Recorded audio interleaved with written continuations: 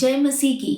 शुभ संदेश टीवी के सभी दर्शकों का प्रेयर टाइम के एक और एपिसोड में मैं स्वागत करती हूँ। हम सभी के जीवन में मुश्किलें जरूर आती हैं, चाहे हम प्रभु को जाने या ना जाने। बहुत से लोग ये सोचते हैं कि यदि हम प्रभु में विश्वास करें या प्रभु यीशु को अपना उद्धारकर्ता ग्रहण कर लें तो हमारे जीवन में फिर कोई परेशानियां या क्लेश या विपत्तियां नहीं आनी चाहिए। किंतु क्या परमेश्वर का वचन सच में ऐसा कहता है? आखिरकार यीशु ने स्वयं क्या कहा था? यीशु ने तो हमसे ये कहा, जो कि हम यूहन्ना 16:33 में पढ़ते हैं, कि इस संसार में तुम्हें क्लेश होंगे, किंतु धाड़स बांधो, मैंने संसार को जीत लिया है। मसीह यीशु ये नहीं कहते कि हाँ, कभी कभार हो सकता है संसार में या सांसारिक जीवन में तुम्हें क्लेश पहुंचे, लेकिन प्रभु यीशु कहते हैं इस संसार में तुम्हें क्लेश होंगे।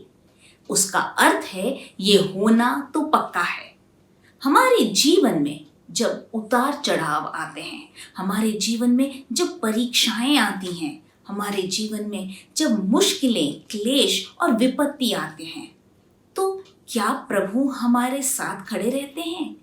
क्या हम उस पर जयवंत हो सकते हैं? परमेश्वर का वचन इसके विषय में क्या कहता है? आखिरकार क्लेश हमारे जीवन में क्यों आते हैं? आज हम परमेश्वर के वचन से इन्हीं कुछ बातों को सीखेंगे और इसलिए आज के वचन को मैंने शीर्षक दिया है, वो है विपत्ति से विजय की ओर। तो आइए हम प्रार्थना करें। प्रेमी पिता परमेश्वर, प्रभु, हम आपकी उपस्थिति में आते हैं।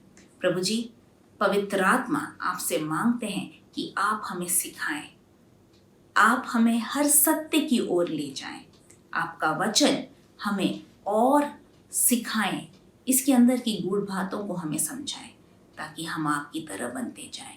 यीशु के नाम में हम मांगते हैं, सुनिए और ग्रहण करिए। आमेन और आमेन। जैसा मैंने कहा कि इस संसार में क्लेश नहीं होगा कर प्रभु यीशु ने कभी नहीं कहा। हाँ, वो हमारा उद्धार करता है, जिसने हमें पापों से छुटकारा दिया, उसके लहू में हमारे सारे पाप धुल गए हैं, ये सब सही है। और यीशु के नाम में हम उस सब आशीषों के वारिस हैं जो इस वचन में हमें दी गई हैं। किंतु इस वचन में कहीं नहीं लिखा कि विपत्तियां, परेशानियां, क्लेश हमारे जीवन में नहीं आएंगे। यदि हम वचन को पढ़ते हैं तो हम देखते हैं कि प्रभु के लोगों के जीवन में, चाहे वो नए नियम में हो या पुराने नियम में, क्लेश जरूर आए, लेकिन प्रभु के लोगों में अंतर ये था कि उनकी जो प्रतिक्रिया थी क्लेश के दौरान, विपत्तियों के दौरान, वह उन्हें अलग खड़ा करती है। वही है जो उन्हें प्रभु के दास के रूप में या प्रभु के लोगों के रूप में दूसरों के सामने पेश करती है। जब हम मुश्किल से होके गुजरते हैं तो हमारी दो प्रतिक्रिया हो सकती है। पहली प्रतिक्रिया ये हो सकती है कि हम कुड़कुड़ाने लगे, हम बोले कि हे प्रभु, क्या है मेरे जीवन में इतनी परेशानियां क्यों? आप क्या देखते नहीं? आप क्या सच में जीवित हैं? क्या आपके वचन में जो बातें लिखी हैं वो सच है? और ऐसे बहुत से सवाल शायद हम करने लगे। मैं आपको एक उदाहरण याद दिलाना चाहूंगी वचन में से। जब प्रभु के लोगों के जीवन में मुश्किलें आई, प्रभु की चुनी प्रजा मुश्किल हालातों में से होके गुजरी, तो उन्होंने कुड़कुड़ाना शुरू किया। हाँ, मैं इज़राइल की कौम के बारे में बात कर रही हूँ। वो इज़राइली प्रजा जिनकी दुहाई सुनकर परमेश्वर ने मूसा को भेजा और उन्हें मिस्र देश से अपने बाहुबल से, अपने भुजबल से निकाल कर बाहर निकाला। और यही नहीं, जब वो लाल समुद्र के सामने खड़े थे तो परमेश्वर ने, उस याहवे ने उनके लिए उस लाल समुद्र को दो भाग में कर दिया और वह सूखी भूमि से होकर चले। किंतु जल्द ही वो आनंद, वो जो गीत बजाना गाना जो वो होता है, जब वो मिस्रियों को उधर डूबते हुए देखते हैं और अपने विजय को मनाते हैं, जल्द ही वो खत्म हो जाता है जब उस रेगिस्तान में उन्हें पानी नहीं मिलता। और यदि हम उनके उस जो उनकी वो जो सफ़र है रेगिस्तान में से, उसको देखें तो बार बार वो कुड़कुड़ाते रहे। जब पानी ना मिला तब कुड़कुड़ाया, जब खाने के लिए उनको परमेश्वर ने स्वर्गीय भोजन मन्ना दिया तो उन्होंने ये कुड़कुड़ाया कि हम मिस्र में जो लहसुन और प्याज और जो चीज़ें खाते थे उसको याद कर रहे हैं। मेरे प्रियो, कई बार हमारे जीवन में भी हमारी परिस्थिति यही होती है। जब हमारे जीवन में थोड़ी परेशानियां आती हैं तो हम कुड़कुड़ाने लगते हैं। हम कहते हैं, हे प्रभु, इससे बेहतर तो वो दिन थे जब मैं आपको जानता नहीं था, मैं उन्हीं दिनों में अच्छा था, या तब तो मेरे जीवन में इतने मुश्किलें नहीं आती थी। मैंने तो सोचा था प्रभु आपके पीछे चलने लगूंगा या लगूंगी तो मेरे जीवन में से ये मुश्किलें सब हट जाएंगी, मेरा रास्ता बिल्कुल साफ हो जाएगा, किंतु मेरे जीवन में इतने क्लेश क्यों आ रहे हैं? हो सकता है कि जब हम विपत्तियों से हम होकर गुजरें तो हम और कड़वे न बनकर और बेहतर बनने पाए। हम बिगड़े ना लेकिन बेहतर होने पाए, बनने पाए। तो पहली प्रतिक्रिया, जैसे मैंने कहा, या तो हम कुड़कुड़ा सकते हैं, या दूसरी प्रतिक्रिया ये है कि हम उसमें आनंदित हो सकते हैं और उसको धन्यवाद दे सकते हैं। यदि हम एक धन्यवादी हृदय से आते हैं तो हम उन मुश्किलों का और दृढ़ता से परमेश्वर के सामर्थ्य से सामना कर सकते हैं। यह हम देखते हैं। दूसरा जो उदाहरण मैं देना चाहूंगी वह है परमेश्वर के प्रभु यीशु के जो चेले थे, जब उनको गवाही देने के लिए या प्रभु यीशु के नाम में प्रचार करने के लिए उन्हें ताड़ना दी गई। हम ये देखते हैं प्रेरितों के काम उसके 5वें अध्याय में कि चेलों को बहुत मारा गया। यहाँ पर उसका 40वां पद है जो प्रेरितों के काम का 5:40 में ऐसा लिखा है, तब उन्होंने उसकी बात मान ली और प्रेरितों को बुलवाकर पिटवाया और यह आदेश देकर छोड़ दिया कि यीशु के नाम से फिर से कोई बात न करना। तब 41वां पद कहता है, वे इस बात से आनंदित होकर महासभा के सामने से चले गए कि हम उसके नाम के लिए अपमानित होने के योग्य तो ठहरे। वो यहाँ पर जब विपत्ति और मुश्किल और क्लेश में से होकर गुजर रहे, हम देखते हैं चेले क्या कर रहे हैं, प्रभु में आनंदित हो रहे हैं। यही नहीं, यदि हम पौलुस का जीवन देखें तो वो क्या कहता है, वो इतनी मुश्किलों से होकर गुजरा, इतने क्लेश में से होकर गुजरा। वो कहता है, मैं अपने क्लेश में आनंदित रहूंगा, मैं प्रभु में आनंदित रहूंगा। हम देखते हैं पौलुस और सीलास जब वो जेल में थे, हम ये पढ़ते हैं प्रेरितों के काम 16वें अध्याय के 25वें पद में क्या पढ़ते हैं कि जब वो जेल में थे, आधी रात में उनको इतनी बेतें मारी गई थी, उनके पीठ पूरी छलनी थी, मार के निशान से और उन घावों से वो दर्द में थे, किंतु उस दर्द के समय में उन्होंने क्या किया, प्रभु की आराधना की, प्रभु की स्तुति की, और उस जेल की नींव भूकंप से हिल गई और उनकी जो बेड़ियां थी वो खुल के गिर गई। यही है हमारा प्रभु का कार्य। जब हम मुश्किल में भी उसकी स्तुति करते हैं, मुश्किल में भी हम उसकी आराधना करते हैं, मुश्किल में भी हम जब आनंदित होते हैं, तो उसका हाथ स्वयं हमारे लिए कार्य करता है। इसके विपरीत हम देखते हैं जब वो इजरायली लोग कुड़कुड़ाए, बार बात पर कुड़कुड़ा रहे थे, तो परमेश्वर की क्या प्रतिक्रिया थी। यहोवा ने स्वर्ग से देकर उन्हें खत्म करने का निर्णय लिया, किंतु मूसा उनके लिए उसने बिछुआई की, और इसलिए परमेश्वर ने कहा, ठीक है, मैं इस कौम को पूरी तरह नहीं खत्म करूंगा, लेकिन 20 साल से जो ज्यादा के लोग हैं, इनमें से कोई भी उस कनान देश में प्रवेश न करेगा। और हम जानते हैं कि सच में वे घूमते रहे 40 साल उस रेगिस्तान में से। जो सफर उन्हें कुछ ही हफ्तों में या 1 महीने में पूरा करना था, वो सफर उन्होंने 40 वर्ष में खत्म किया। मेरे प्रियो, हमारे जीवन में जब विपत्तियां आती हैं तो वो हमें तोड़ने के लिए नहीं आती, किंतु प्रभु हमें बनाना चाहता है, हमारे अंदर कुछ कार्य को करना चाहता है। हमारी प्रतिक्रिया क्या है? क्या हम कड़वाहट से भर रहे हैं या धन्यवाद से?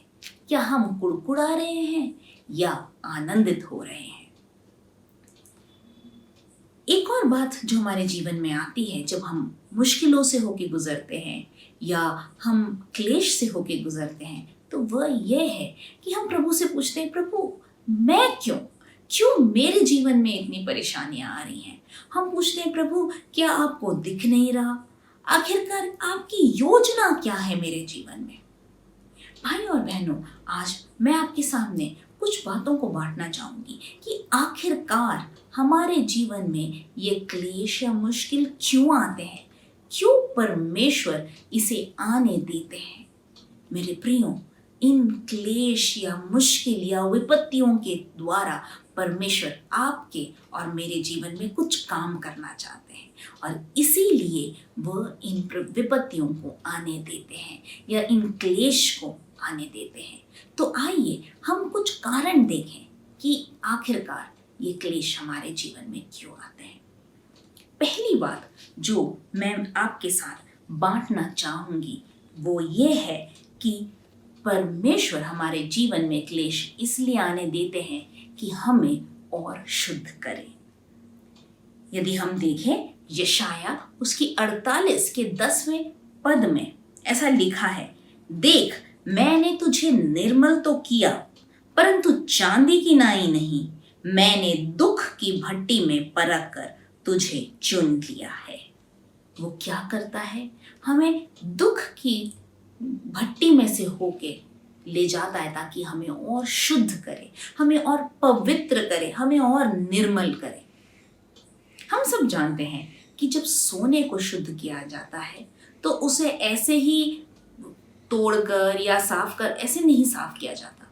उसे सुनार लेता है और उसे तपती आग में डालकर तब तक गर्म करता है जब तक वो पूरी तरह पिघल ना जाए और उसके अंदर जो भी खराब चीज थी या उसे खराब करने वाली वस्तुएं थी वो जल कर हट न जाए, राख न बन जाए और ये सोना पूरी तरह पिघल न जाए।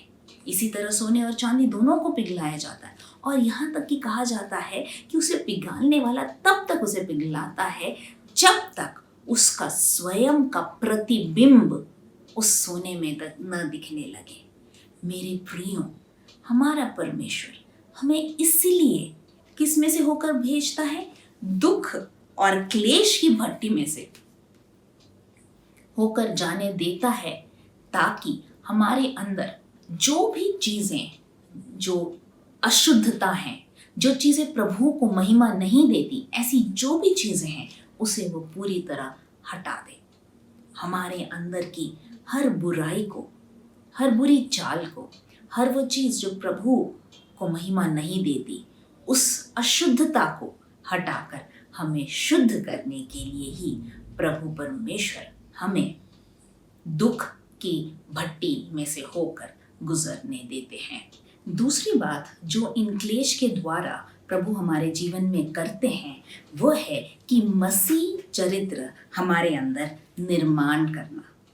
हम देख सकते हैं रोमियो 5 उसके 3 और 4 में लिखा है, केवल यही नहीं वरन हम क्लेशों में भी घमंड करें, यही जानकर कि क्लेश से धीरज और धीरज से खरा निकलना और खरे निकलने से आशा उत्पन्न होती है।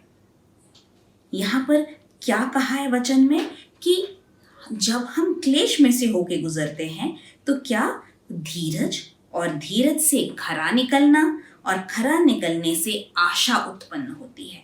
इसी तरह याकूब में भी, याकूब की पत्री 1 अध्याय 2 से 4 यदि हम पढ़ें तो वहां लिखा है, हे मेरे भाइयों, जब तुम नाना प्रकार की परीक्षाओं में पड़ो तो इसको पूरे आनंद की बात समझो, यह जानकर कि तुम्हारे विश्वास के परखे जाने से धीरज उत्पन्न होता है। पर धीरज को अपना पूरा काम करने दो कि तुम पूरे और सिद्ध हो जाओ और तुम में किसी बात की घटी न रहे। तो बार बार पौलुस और याकूब दोनों यही कह रहे हैं, जब हमारे जो हमारे जीवन में विश्वास का परखा जाना या जो परीक्षाएं हैं, जो क्लेश हैं, जो आते हैं, तो हमें क्या करना चाहिए? हमें आनंदित होना चाहिए और हमें ये जानना चाहिए कि हमारे परखे जाने से हमारे जीवन में क्या धीरज उत्पन्न हो रहा है, और धीरज से हमें आशा खरा निकल हो रहा है, खरा निकलने से आशा उत्पन्न हो रही है, हमारे अंदर मसीह का चरित्र आता जाता है, हमें प्रभु और सहन शक्ति देते हैं, आत्मा के फल हमारे अंदर दिखते हैं। जैसे मैंने कहा था कि जब हम परमेश्वर ने क्या कहा कि मैंने तुम्हें दुख की भट्टी में से होकर परखा है, और दुख की भट्टी को किस तरह कहा था कि सोने और चांदी की तरह नहीं, लेकिन कहा जाता है कि सुनार जब वो उस सोने को पिघलाता है या चांदी को पिघलाता है, तो वो तब तक पिघलाता है जब तक उसका प्रतिबिंब उसमें दिखने लगे, उसके चेहरे का प्रतिबिंब उसे उस चांदी में दिखने ना लगे। उसी तरह यीशु हमारे अंदर मुश्किलों को इसलिए लाता है ताकि हम जब वो दुख की भट्टी में से होके जाएं, तो हमारे अंदर प्रभु यीशु के जो व्यवहार है, जो चरित्र है, वो हमारे अंदर आने पाए, प्रभु यीशु का प्रतिबिंब हमारे अंदर दिखने लगे, ताकि जब लोग हमें देखें तो हमें नहीं, लेकिन उस यीशु को देखें जिसका कार्य हमारे जीवन में हुआ है। तो मेरे प्रिय मित्रों, प्रभु हमारे जीवन में दुख और संकट, क्लेश और विपत्तियां इसलिए भी लाते हैं कि हम और मसीह जैसे बनने लगे। तीसरी बात जो मैं आज आपके साथ बांटूंगी कि क्यों प्रभु हमारे जीवन में क्लेश और मुश्किल आने देते हैं, वह है ताकि हमारे जीवन में अनुशासन के लिए, हमें अनुशासित करने के लिए। यदि हम पढ़ें नीति वचन 3 अध्याय इसके 11वें और 12वें पद में लिखा है, हे मेरे पुत्र, यहोवा की शिक्षा से मुंह न मोड़ना, और जब वह तुझे डांटे तब तो बुरा न मानना, क्योंकि यहोवा जिससे प्रेम रखता है उसको डांटता है, जैसे कि बाप उस बेटे को जिसे वह अधिक चाहता है।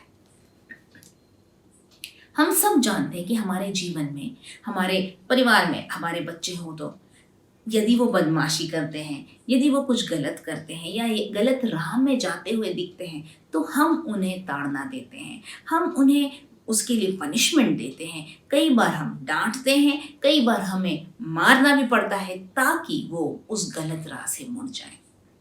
और महावचन यही बताता है कि परमेश्वर भी हमारे साथ यही करता है। यदि हम देखें तो इब्रानियों की पुस्तक 12वें अध्याय में भी इसी बात को फिर से लिखा हुआ है। 12वें अध्याय के 5 से 7वें पद तक मैं पढ़ना चाहूंगी।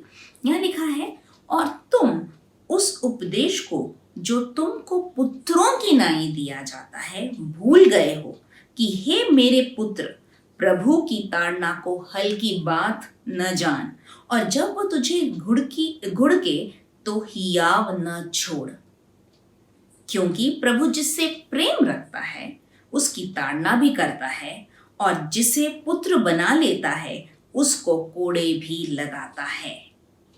तुम दुख को ताड़ना समझकर सह लो, परमेश्वर तुम्हें पुत्र जानकर तुम्हारे साथ बर्ताव करता है। वह कौन सा पुत्र है जिसकी ताड़ना पिता नहीं करता। बहुत ही साफ साफ लिखा है कि तुम्हारे जीवन में जब दुख आते हैं, क्लेश आते हैं, या तुम्हें ऐसा लगता है कि तुम परेशानी से होकर गुजर रहे हो, तो ये समझो कि जिस तरह इस संसार के पिता हमें सही मार्ग में लाने के लिए हमें मारते हैं, डांटते हैं, ताड़ना देते हैं, उसी तरह हमारा परमेश्वर, क्योंकि वो हमसे प्रेम करते हैं, इसलिए वो हमारे जीवन में ऐसे परेशानियों को, दुख को या क्लेश को आने देते हैं। ये बात अक्सर माता पिता अपने बच्चों से बोलते हैं, और मैंने भी कई बार अपने बच्चों को समझाया। जब हम उनको डांटते हैं या उनको कोई पनिशमेंट देते हैं तो वो उन्हें अच्छा नहीं लगता।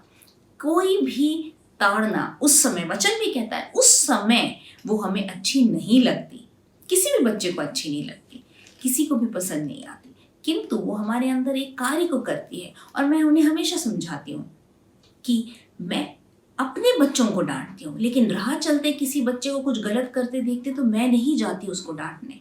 रास्ते में चलते हर व्यक्ति को मैं नहीं सुधारने की कोशिश करती, लेकिन जब मैं अपने बच्चों को गलत करते देखती हूँ तो मैं उन्हें सुधारती हूँ, उन्हें सही क्या है बताती हूँ, उनको ताड़ना देती हूँ, सिर्फ इसलिए क्योंकि मैं उनसे प्रेम करती हूँ और मैं नहीं चाहती कि वो एक बुरे व्यक्ति या बड़े होकर बुरे नागरिक बने या बुरे लोग बने या यीशु के मार्ग से फिरे। और यही है हमारे पिता परमेश्वर की योजना। वो भी जब हमारे जीवन में मुश्किलें आती हैं या क्लेश भेजते हैं, वो इसलिए वो आने देते हैं ताकि हम गलत से मुड़कर सही की ओर आ सकें। हमारे प्राणों को वो अनंत नरक से बचाने हेतु वो हमारे जीवन में कई बार ताड़नाएं या क्लेश भेजते हैं। चौथी बात जो आज मैं आपके साथ बांटना चाहूंगी कि आखिरकार हमारे जीवन में क्लेश या विपत्ति क्यों आते हैं। वह इसलिए है अनंत महिमा उत्पन्न करने के लिए या स्वर्गीय प्रतिफल के लिए। हम ये देख सकते हैं 2 कुरिन्थियों 4 अध्याय इसके 16वें और 17वें पद में यहाँ लिखा है, इसलिए हम हियाव नहीं छोड़ते, यद्यपि हमारा बाहरी मनुष्यत्व नाश भी होता जाता है, तो भी हमारा भीतरी मनुष्यत्व प्रतिदिन नया होता जाता है। आगे कहता है, क्योंकि हमारा पल भर का हल्का सा क्लेश हमारे लिए बहुत ही महत्वपूर्ण और अनंत महिमा उत्पन्न करता जाता है। आखिर ये लिख कौन रहा है? ये पौलुस लिख रहा है और वो क्या कह रहा है कि भले हमारा बाहरी मनुष्यत्व नाश होता जाता है, तो भी हमारा भीतरी मनुष्यत्व दिन पर दिन नया होता जा रहा है। और वो क्या कहता है, हमारा पल भर का हल्का सा क्लेश। क्या सच में आपको लगता है कि पौलुस के जीवन में पल भर का हल्का सा क्लेश था? मुझे तो लगता है वचन में जो प्रभु के दासों के विषय में या प्रेरितों के विषय में या प्रभु के चेलों के विषय में जो लिखा हुआ, जिन्होंने जितना पौलुस ने कष्ट और दुख परमेश्वर के वचन के प्रचार के लिए सहा, उतना किसी और के विषय में वचन में नहीं लिखा है। अगर हम देखें तो 2 कुरिन्थियों 12 उसके 24 और 25 में पौलुस क्या बताता, उसने क्या क्या सहा। कहता है, 5 बार मैं यहूदियों के हाथों 39 मैंने कोड़े खाए, 39 कोड़े खाए उसने। उसके बाद 3 बार मैंने बेतें खाई। इतना सब क्लेश और कष्ट और दुख में से होकर गुजरने के बाद भी पौलुस यहाँ क्या लिखता है, हमारा पल भर का हल्का सा क्लेश। ऐसे कैसे हो सकता है कि एक व्यक्ति जो इतना दर्द सहता है उस क्लेश को कहे पल भर का हल्का सा क्लेश? मेरे भाई और बहनों, वो इसलिए है क्योंकि वो इस क्लेश की जो तुलना है वो उस अनंत जीवन से कर रहा है जो उसे पता है उसके लिए है स्वर्ग में, जो प्रभु यीशु ने उसके लिए रखा है। उसके जो स्वर्गीय प्रतिफल जो उसके लिए रखा है, उसके सामने इस संसार का ये क्लेश पल भर का ही है। एक उदाहरण देना चाहूंगी। हमारे घर में बच्चों को अक्सर जब मैं पढ़ाई करने बोलती हूँ तो उन्हें ऐसा लगता है कि दुनिया की सबसे मुश्किल बात मम्मी ने कही है और वो पढ़ना बिल्कुल नहीं चाहते और बहुत परेशान होते हैं। किंतु जब हम इस तरह कहते हैं उनसे कि अच्छा ठीक है, आप अगर जल्दी से अपना होमवर्क खत्म करेंगे तो आपको हम आधा घंटा या 1 घंटा खेलने देंगे या टीवी देखने देंगे, ऐसे कुछ जैसे हम ये कहते हैं तो उनकी जो प्रतिक्रिया होती बदल जाती और वो फटाफट अपनी पढ़ाई को पूरी कर लेते हैं। क्यों? भले ही वो पढ़ना उनके लिए बहुत बड़ी बात है, बहुत क्लेश के समान है, दुख की बात होती है, लेकिन जब उनको पता चलता है कि हमें क्या मिलेगा, हमें खेलने मिलेगा, तो वो जो आनंद है खेलने का, उसके सामने ये बहुत छोटी सी बात हो जाती है और वो जल्दी से अपनी पढ़ाई को कर लेते हैं। उसी तरह हमारे जीवन में हाँ, हम क्लेश से होके गुजरते हैं, हम सबके जीवन में आते हैं, लेकिन जब हम उस महिमा के साथ तुलना करते हैं जो उस स्वर्ग में हमारे लिए रखी गई है, तो हम जानते हैं कि ये क्लेश तो पल भर का हल्का सा क्लेश है। तो मेरे मित्रों, मेरे अजीजों, हम जानते हैं कि प्रभु यीशु ने हमारे लिए जो स्वर्गीय प्रतिफल रखा है, हमें जैसे हमने पढ़ा याकूब की पत्री में, वो कहता है कि धीरज को अपना पूरा काम करने दो तो तुम सिद्ध हो जाओगे। हम उस सिद्धता को पाने के लिए और हमारे लिए स्वर्ग में वो प्रतिफल रखा है, क्या हम उस प्रतिफल के लिए तैयार हैं? और भी कई बातें हैं जो अलग अलग तकलीफों से जब हम होके गुजरते हैं तो प्रभु हम में करते हैं। हम इसको और आगे देखेंगे, लेकिन मेरे प्रियो, आज मैं आपके साथ यही बांटना चाहती हूँ। क्या आप क्लेश से होकर गुजर रहे हैं? क्या आप तकलीफ से होकर गुजर रहे हैं? क्या आपको ऐसा लग रहा है कि परमेश्वर ने मुझे छोड़ दिया है या मुझे त्याग दिया है? या प्रभु, क्या आप देखते हैं? क्या आपको मेरी चिंता है? तो परमेश्वर आज कहते हैं, अपने सारी चिंता को मुझ पर डाल दो, क्योंकि मुझे तुम्हारी चिंता है। पहला पत्रस 5:17 में लिखा है, Cast all your cares on him, for he cares for you. हाँ, हमारे प्रभु आपकी चिंता करता है। वो कहता है, डर मत, मैं तेरे साथ हूँ। यदि तू आग में से होकर गुजरे तो मुझे तो जला नहीं पाएगी, यदि तू पानी में से होकर गुजरे तो वो तुझे डुबा नहीं पाएगी। क्यों? क्योंकि मैं तुझसे प्रेम करता हूँ, क्योंकि मैंने तुम्हें अपने हाथों में रखा है। मेरे प्रियो, हम इस बात को और कंटिन्यू करेंगे अगली बार कि और क्या क्या बातें हैं जो क्लेश और तकलीफ हमारे जीवन में आती हैं, वो हम में उत्पन्न करती है। लेकिन सबसे ज़रूरी बात यह है कि जब हम मुश्किल से होके गुजरें तो हम एक धन्यवादी हृदय रखें, एक आनंदमय समय को बिताएं। हम अपनी नज़र उस क्लेश के ऊपर न रखें, लेकिन उस परमेश्वर पर रखें जिसके हाथ में हमारा भविष्य है, जो उस हमारी प्रॉब्लम से भी कई बड़ा है। आइए हम प्रार्थना करें। प्रेम पिता परमेश्वर, प्रभु, हम आपके चरणों में आते हैं। धन्यवाद प्रभु जी, आपके वचन से हमें ये समझाने के लिए कि हमारे जीवन में क्लेश इसलिए नहीं आते कि हम टूट जाएं, कि हम नाश हो जाएं, किंतु प्रभु इन मुश्किलों के द्वारा, इन विपत्तियों के द्वारा आप हमारे अंदर कुछ उत्पन्न कर रहे हैं प्रभु जी। आप हमें शुद्ध कर रहे हैं प्रभु जी। हालेलुया, धन्यवाद प्रभु जी।